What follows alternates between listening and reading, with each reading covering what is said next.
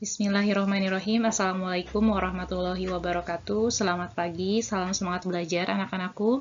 Masih bersama dengan Ibu pada pembahasan kita kali ini mengenai fungsi komposisi. Nah, sebelum kita masuk pada pembahasan kita kali ini, ada kompetensi dasar yang harus kalian ketahui, yaitu 3.20 menganalisis operasi komposisi dan operasi inverse pada fungsi, 4.20 menyelesaikan masalah operasi komposisi dan operasi inverse pada fungsi. Baik, kita akan bahas satu persatu dahulu, dan kita akan mulai dari fungsi komposisi terlebih dahulu.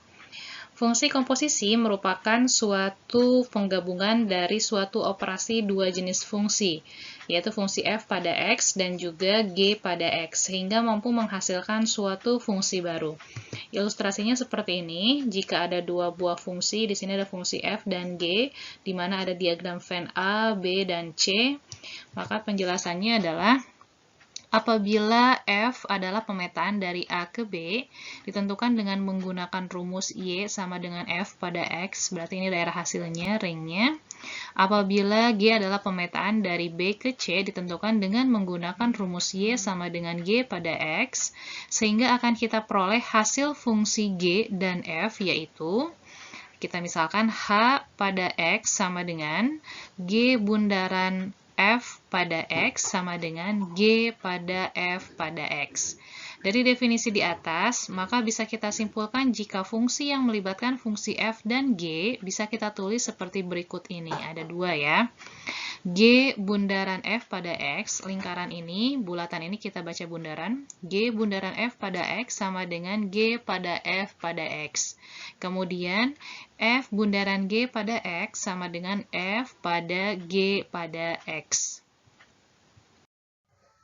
Nah, adapun sifat-sifat fungsi komposisi adalah sebagai berikut. Yang pertama, tidak komutatif. Jadi, jika G bundaran F pada X itu sama dengan F bundaran G pada X. Kemudian yang kedua itu asosiatif.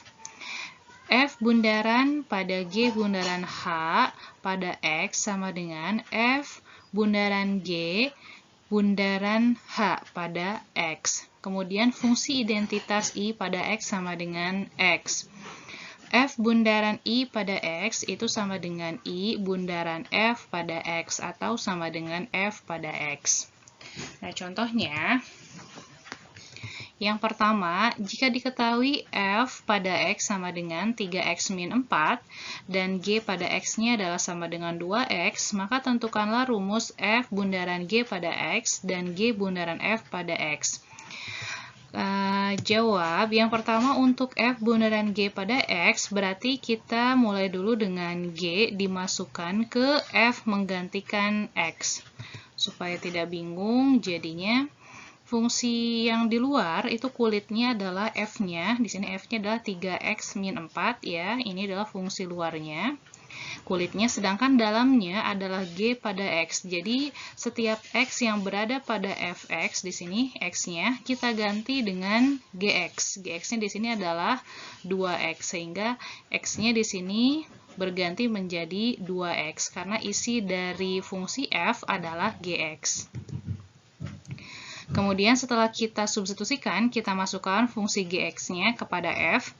Nah, 3 bisa dikalikan dengan 2X menjadi 6X dikurangi 4. Sehingga hasilnya, nah untuk F bundaran G pada X sama dengan 6X min 4. Kemudian untuk G bundaran F pada X, berarti kita masukkan F ke G menggantikan X. Dalam artian berarti kulitnya adalah G, di sini G ya, ini kulitnya berarti 2X, wadahnya.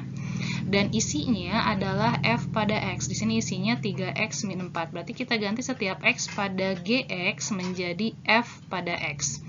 Nah, di sini 2X kan harusnya wadahnya kulitnya ada, berarti X-nya ini kita ganti dengan Fx.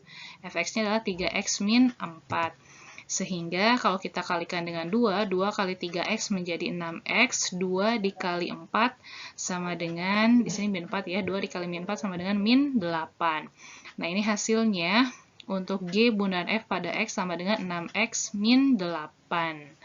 Jadi di sini fungsinya tidak sama ya antara f bundaran g pada x dengan g bundaran f pada x, jadi tidak komutatif.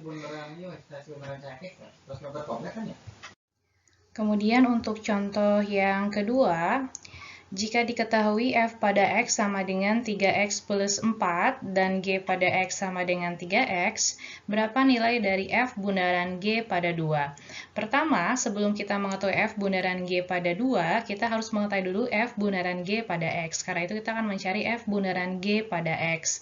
Artinya kita akan memasukkan g pada x ini ke dalam f. F pada g X, artinya kita ganti setiap X yang ada pada F ini menjadi GX. Karena GX-nya adalah 3X, kemudian di sini pada F itu ada X di sini, 3X ini, maka X-nya kita ganti dengan 3X. Nah, sehingga menjadi 3 dikali 3X plus 4. 3 kali 3 sama dengan 9X plus 4. Setelah mengetahui F bundaran G pada X-nya, di sini 9X plus 4, nah, kita akan memasukkan 2 menggantikan X pada 9X plus 4. Sehingga 9 dikali 2 plus 4 adalah 22. Kemudian contoh yang ketiga, misal fungsi komposisi F bundaran G pada X adalah negatif 4X plus 4, dan F pada X sama dengan 2X plus 2, tentukan fungsi G pada X. Nah, kita lihat dulu f bundaran G pada X-nya adalah negatif 4X plus 4. Sehingga di sini bisa kita tulis f pada Gx sama dengan negatif 4X ditambah 4. Kita ketahui bahwa bentuk dari f adalah 2X plus 2. Artinya X pada f ini adalah Gx. 2 dikali Gx ditambah 2 sama dengan negatif 4X plus 4. Nah, di sini 2-nya plus 2-nya bisa kita pindah ruas ke sebelah kanan atau masing-masing ruas kita kurangi dengan 2. Sehingga di ruas sebelah kiri sisanya adalah 2 kali Gx. Kemudian di sisi sebelah kanan, di sini 4-nya berkurang 2 menjadi plus 2. Kemudian 2Gx adalah negatif 4X plus 2. Maka untuk 1Gx-nya adalah tinggal dibagi 2 ruas sebelah kanannya. Hasilnya Gx-nya sama dengan negatif 2X plus 1.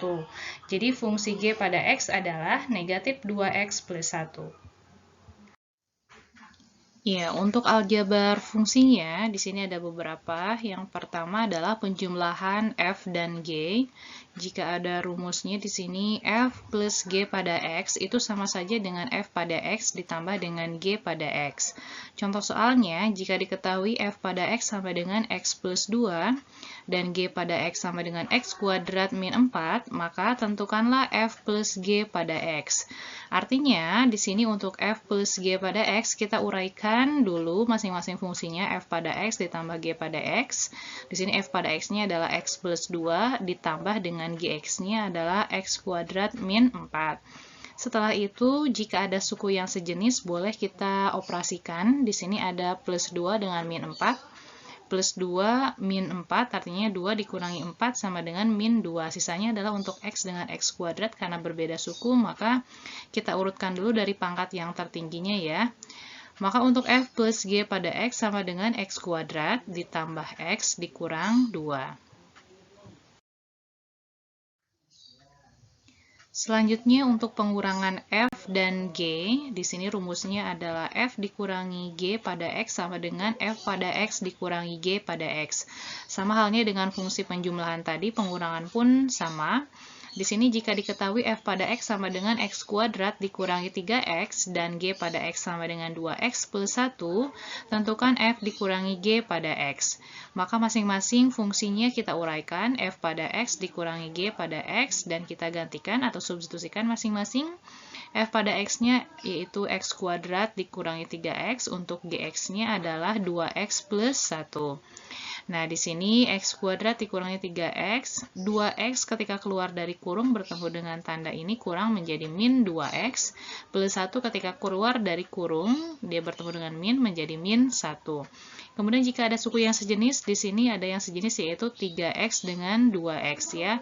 Min 3X, min 2X menjadi min 5X. Sedangkan untuk X kuadrat dengan min 1-nya tidak ada suku yang lainnya, maka tinggal kita urutkan. F dikurangi G pada X sama dengan X kuadrat dikurangi 5X min 1.